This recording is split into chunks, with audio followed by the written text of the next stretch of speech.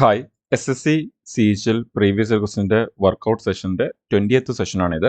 So ഈ ഒരു സെഷനോടെ നമ്മൾ ഓൾമോസ്റ്റ് 100 ക്വസ്റ്റ്യൻസ് നമ്മുടെ പ്രീവിയസ് ഇയർ CGL 2022 ചോദിച്ചിട്ടുള്ള 100 ക്വസ്റ്റ്യൻസ് കംപ്ലീറ്റ് ചെയ്യുവാണ്. ഇപ്പോൾ നമ്മൾ ഇതിന് മുമ്പുള്ള വീഡിയോസൊക്കെ തന്നെ നമ്മുടെ ചാനലിൽ പ്ലേലിസ്റ്റ് ആയിട്ട് കൊടുത്തിട്ടുണ്ട്. സോ വരുന്ന CGL CSSL MTS എക്സാമിന് പ്രിപ്പയർ ചെയ്യുന്നവരാണെങ്കിൽ നിങ്ങൾക്ക് അവിടുന്ന് ആ ചാനലിൽ ചെന്ന് പ്ലേലിസ്റ്റിൽ നിന്ന് നിങ്ങൾക്ക് ആ വീഡിയോസ് എല്ലാം തന്നെ ഒരുമിച്ച് കാണാനും വർക്കൗട്ട് ചെയ്യാനും നിങ്ങൾക്ക് അവിടെ നിന്ന് ചെയ്യാൻ പറ്റും. അതേപോലെ തന്നെ റെയിൽവേ എക്സാംസ് നോക്കുന്നവരാണെങ്കിൽ റെയിൽവേ എക്സാമിൻ്റെ പ്രീവിയസ് ഇയർ ക്വസ്റ്റ്യൻസും നമ്മൾ ഓൾറെഡി ആ ഒരു പ്ലേലിസ്റ്റ് ആയിട്ട് തന്നെ അതിൻ്റെ അകത്ത് കൊടുത്തിട്ടുണ്ട്. നമ്മൾ വർക്കൗട്ട് ചെയ്യുന്നുണ്ട്. സോ നിങ്ങൾക്ക് അതും അവിടെ തന്നെ കാണാത്തതും practice ചെയ്യാത്തതാണ്.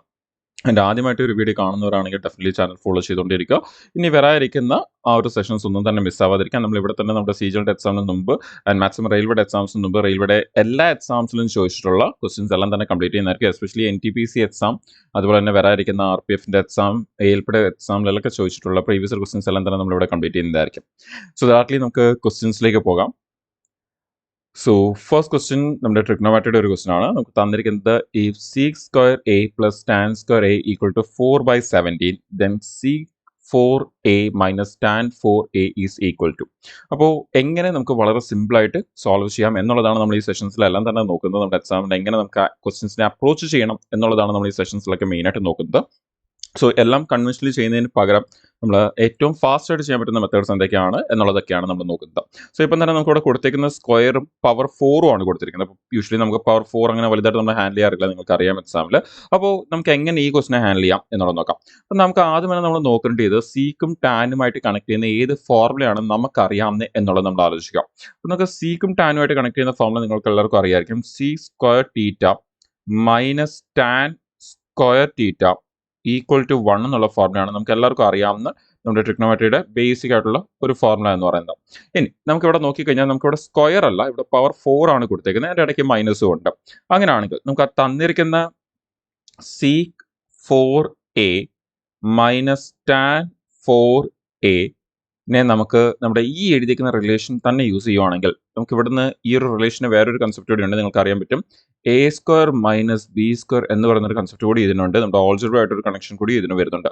So a square minus B square equal to 1 എന്നൊരു കൺസെപ്റ്റാണ് നമുക്ക് അവിടെ നിന്ന് വരുന്നത്.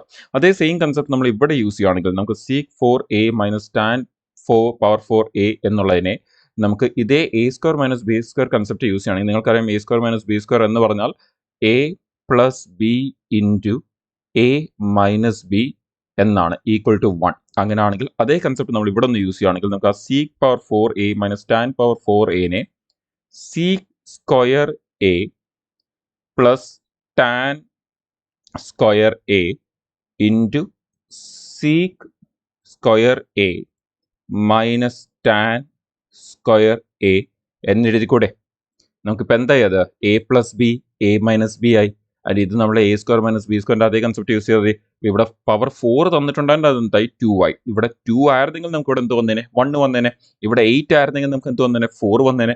അത്രയേ ഉള്ളൂ, വേറെ ഒരു വ്യത്യാസവും ഇല്ല. അങ്ങനെയാണെങ്കിൽ ഇനി നമുക്ക് ഇതിലെ വാല്യൂസ് ഏതൊക്കെ നമുക്ക് അറിയാമെന്ന് ചെക്ക് ചെയ്യാം. സോ നമുക്ക് സി സ്ക്വയർ a പ്ലസ് ടാൻ സ്ക്വയറുടെ വാല്യൂ ഓൾറെഡി അവിടെ ഗിവൺ ആണ് അല്ലേ? സിമ്പിളായിട്ട് ഓൾറെഡി വാല്യൂ അവിടെ തന്നിട്ടുണ്ട് നമുക്ക്. അങ്ങനെയാണെങ്കിൽ ഇതിൻ്റെ വാല്യൂ ആണ് നമുക്ക് ഇവിടെ തന്നിരിക്കുന്നത് 4/17 എന്ന്. And C square a minus tan square a അതിൻ്റെ വാല്യൂ നമുക്ക് അറിയത്തില്ലല്ലോ എന്ന് വിചാരിക്കില്ല. അത് ദാണ്ട് ആ ഒരു ഫോർമുല തന്നെയാണ് ആ വന്നിരിക്കുന്നതെന്ന് നിങ്ങൾക്ക് ഡയറക്റ്റ്ലി കാണാൻ പറ്റും അവിടുന്ന്. അങ്ങനെയാണെങ്കിൽ അതിൻ്റെ വാല്യൂ ഓൾറെഡി നമുക്കറിയാം. ഫോർമുല അനുസരിച്ച് തന്നെ അത് എന്താണ് 1 ആണ്.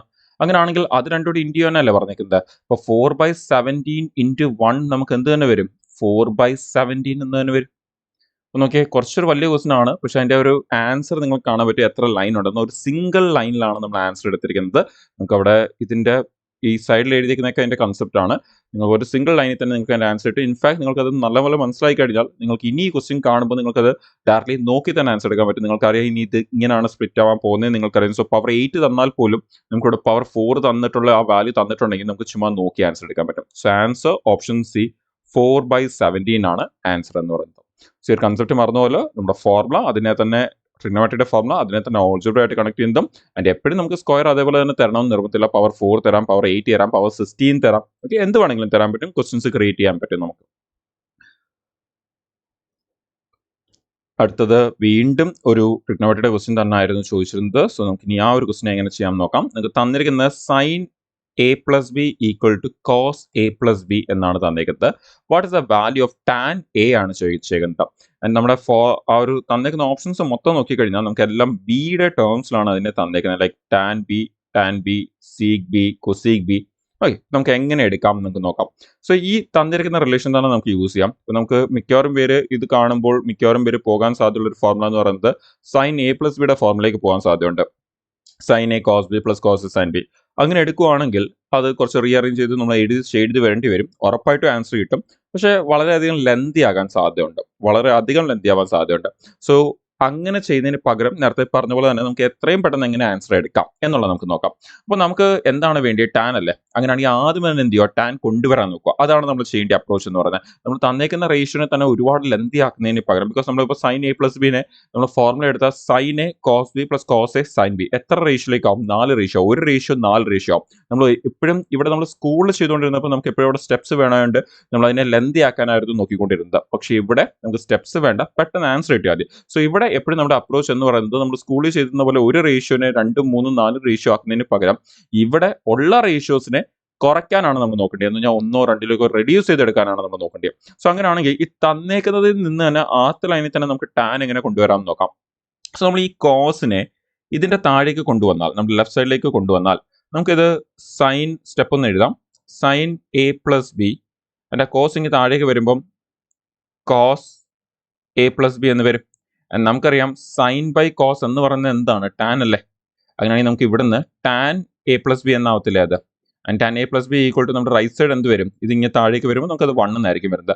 നമുക്ക് directly tan A plus B equal to 1 എന്ന് കിട്ടും. ഇനി നമുക്ക് എന്ത് ചെയ്യാം? ടാൻ എ പ്ലസ് ബിയുടെ ഫോർമുല യൂസ് ചെയ്യാം. ബിക്കോസ് വേണ്ടിയത് ടാൻ ആണ്. നമുക്ക് ആൻസേഴ്സ് നോക്കിക്കഴിഞ്ഞാൽ കാണാൻ പറ്റും 2 ഓപ്ഷൻ ടാനിൽ തന്നെയാണ് കൊടുത്തിരിക്കുന്നത്. അങ്ങനെയാണെങ്കിൽ മോസ്റ്റ് പ്രോബ്ലി നമ്മുടെ ആൻസേഴ്സ് ഫസ്റ്റോ സെക്കൻഡോ ആയിരിക്കും. അത് ഏതാണെന്ന് മാത്രം നമുക്ക് ഉറപ്പിച്ചാൽ മതി.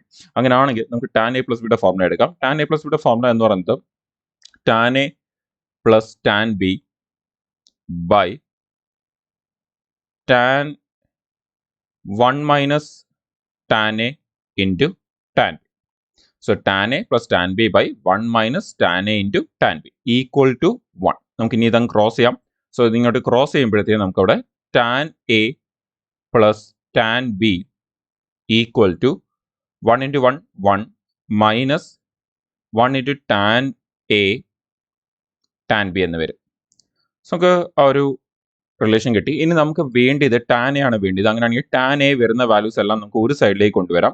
സോ ഇവിടെ ഈ minus tan A tan B എന്നുള്ളത് നമ്മൾ ഇങ്ങനെ റൈറ്റ് സൈഡിലേക്ക് ലെഫ്റ്റ് സൈഡിലേക്ക് കൊണ്ടുവരുവാണെങ്കിൽ നമുക്ക് ഓൾറെഡി അവിടെ ഒരു ടാൻ എ ഉണ്ട്.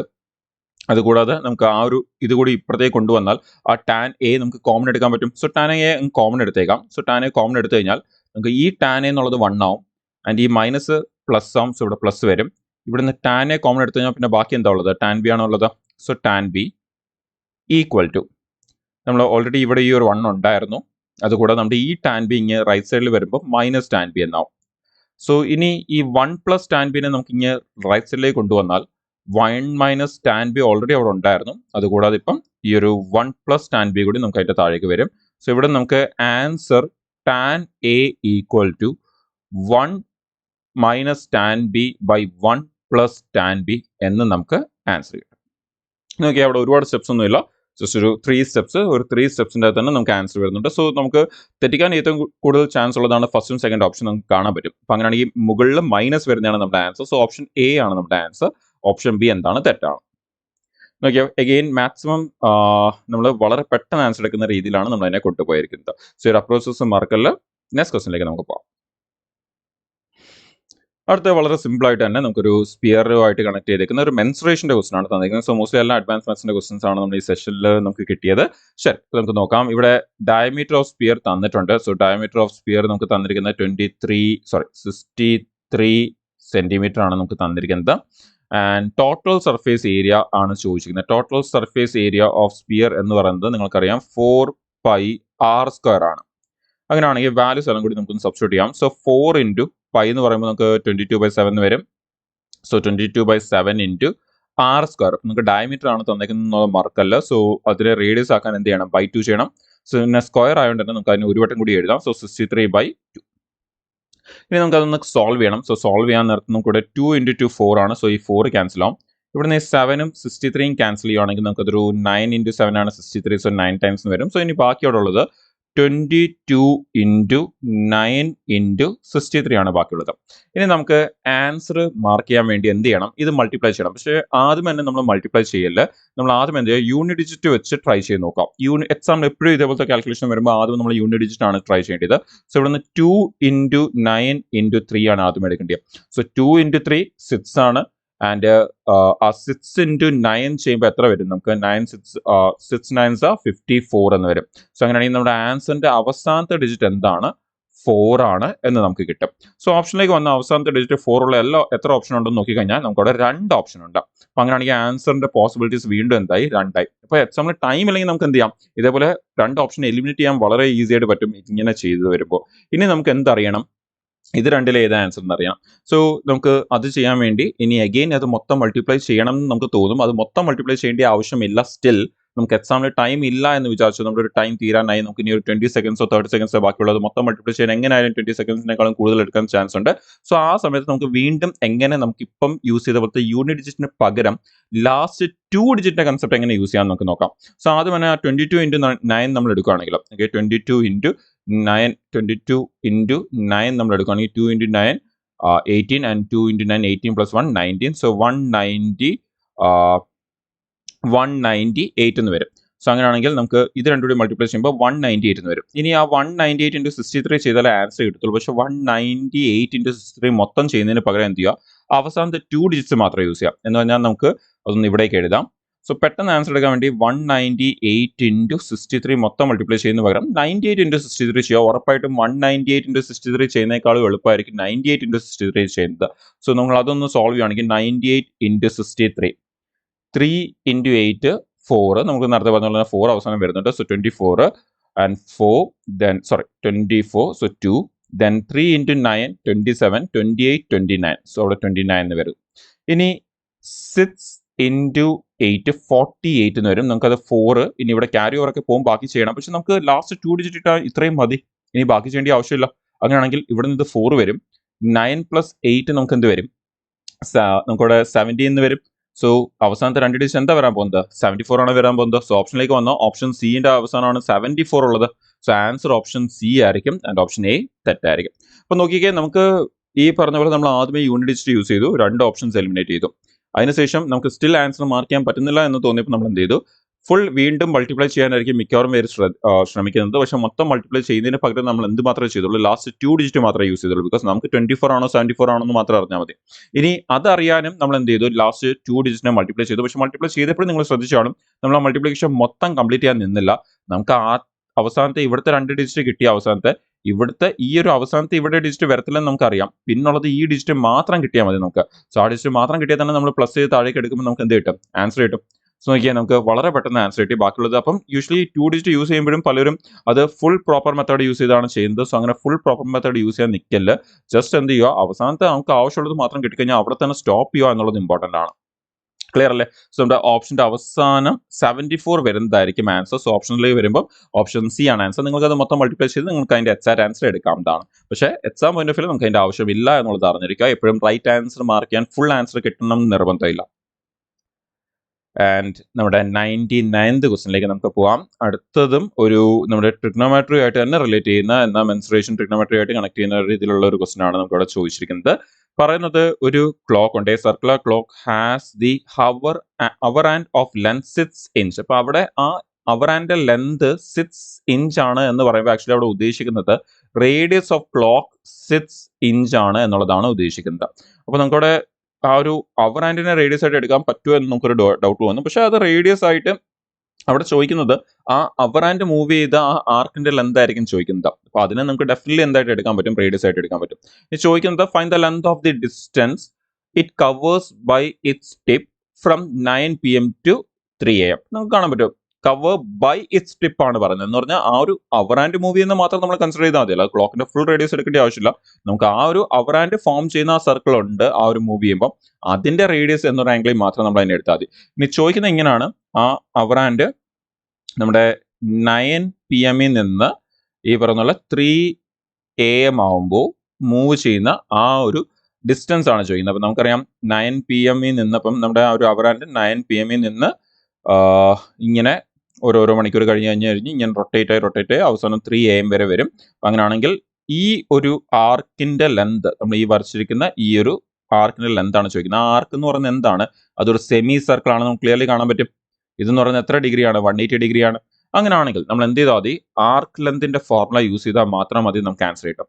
സോ ആർക്ക് ലെന്തിന്റെ ഫോർമുല എന്ന് പറയുന്നത് നിങ്ങൾക്കറിയാം, ട്രിഗണോമെട്രിയുടെ ഒരു ആംഗിളിൽ മെൻസുറേഷൻ ആംഗിളിൽ പറയുകയാണെങ്കിൽ θ/360 ഇൻറ്റു 2πr. വാല്യൂ എല്ലാം കൂടി നമുക്ക് ഇട്ട് കൊടുക്കാം. വാല്യൂ നിങ്ങൾക്ക് ഇത് ഇങ്ങനെ എടുക്കണമെങ്കിൽ ഇങ്ങനെ എടുക്കാം, അല്ലെങ്കിൽ ഡാർട്ട്ലി സെമി സർക്കിളിന്റെ ആർക്ക് ലെന്ത് എന്ന് പറയുന്നത് നിങ്ങൾ ഓർത്ത് വെച്ചാൽ നല്ലതായിരിക്കും. സെമി സർക്കിളുടെ ആർക്ക് ലെന്ത് എന്ന് പറയുന്നത് സിമ്പിൾ ആയിട്ട് അത് നമ്മുടെ ഫുൾ സർക്കിളിന്റെ ആർക്ക് ലെന്ത് എത്രയാണ്? 2πr അല്ലേ? ഇപ്പൊ സെമി സർക്കിൾ എന്ന് പറയുമ്പോൾ അതിന്റെ പകുതി ആയിരിക്കും. സോ πr ആയിരിക്കും. ഇത് നിങ്ങൾ ഓർത്ത് വെച്ചാൽ വളരെ നല്ലതായിരിക്കും. ഇപ്പൊ തൽക്കാലം നമുക്കതൊന്ന് ഡൗട്ട് വരാതിരിക്കാൻ വേണ്ടിയാണ് ആ ഫോർമുല ഫുൾ ആയിട്ട് എടുക്കുന്നത്.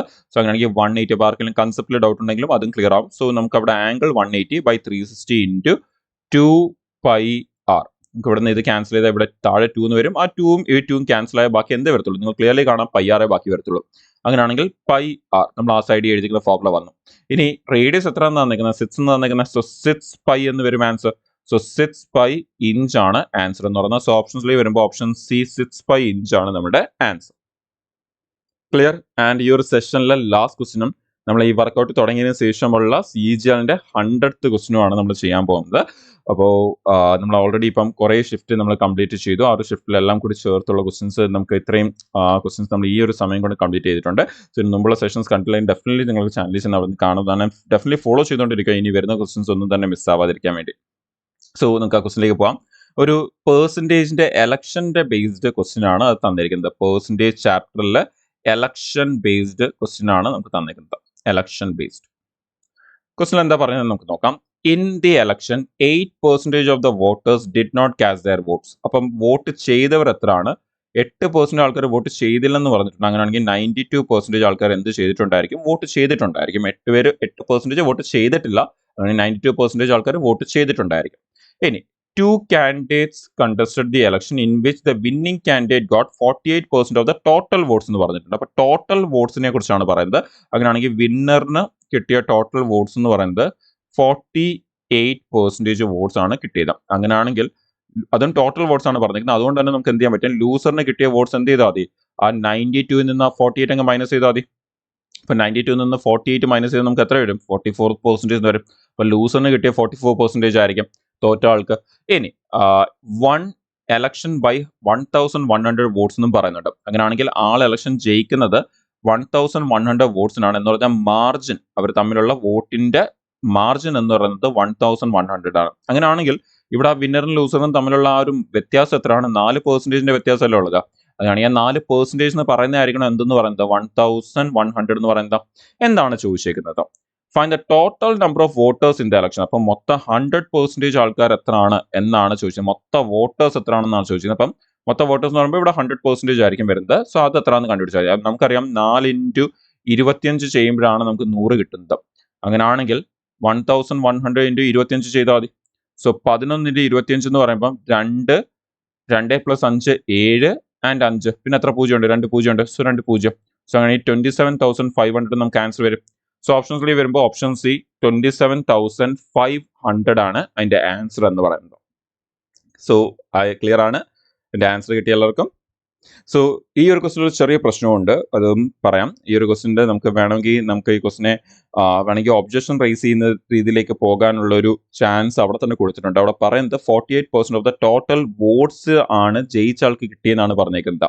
എന്നിട്ട് അവസാനം ചോദിക്കുന്നത് എത്ര വോട്ടേഴ്സ് ഉണ്ടെന്നാണ് ചോദിക്കുന്നത്. പക്ഷെ നമ്മളിപ്പോൾ ഇവിടെ ക്വസ്റ്റ്യൻ ചെയ്യാൻ നേരത്ത് ആ 92 കഴിഞ്ഞിട്ട് വിന്നർ എന്ന് പറഞ്ഞ 48 എടുത്തിട്ട് ലൂസർ എന്ന് പറഞ്ഞ 44 എടുക്കുന്നത് എങ്ങനെയാന്ന് പറഞ്ഞാൽ ആ 92 48 മൈനസ് ചെയ്യുമ്പോൾ 44 കിട്ടുന്നത്.